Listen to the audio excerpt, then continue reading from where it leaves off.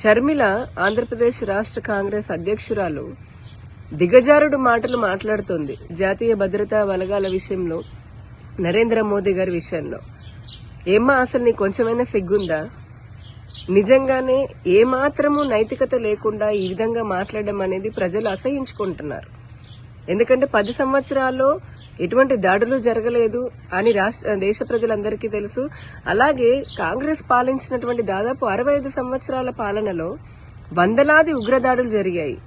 అంతెందుకు అటు కేంద్రంలో కాంగ్రెస్, ఇటు రాష్ట్రాల్లో కాంగ్రెస్ ఉన్నప్పుడు కూడా హైదరాబాద్లోని గోకుల్చాట్ కానీ, లేదా లుంబిని పార్క్ లో కానీ, ముంబై పేలుళ్లు కానీ, ఎప్పుడు ఏ రైల్వే స్టేషన్లో, ఏ బస్ స్టాండ్లో ఎక్కడ ఏ బాంబు పేలుతుందో, ఏ ఉగ్రవాది వచ్చి కాల్చి చంపుతాడని భయంగా బతికింది భారతదేశం. నేడు ప్రజలందరూ కూడా సురక్షితంగా ఉన్నారు. జాతీయ భద్రతా బలాలు చాలా పకడ్బందీగా పనిచేస్తూ ఉన్నాయి. ఇటువంటి సందర్భంలో మతం పేరిట ఈ జరిగినటువంటి ఊచకోతలో బాధిత కుటుంబాలు అయితే హిందూ కుటుంబాలు ఉన్నాయో వారికి అండగా నిలవాల్సినటువంటి కాంగ్రెస్ లేదా షర్మిల వారికి అండగా నిలబడకుండా ఉగ్రవాదులకి, వారి చర్యలకి మద్దతునిస్తున్నట్టుగా ఆవిడ చేస్తున్నటువంటి మాటలు, మాట్లాడుతున్నటువంటి మాటలు నిజంగా సమాజం ఏమాత్రం హర్షించదు.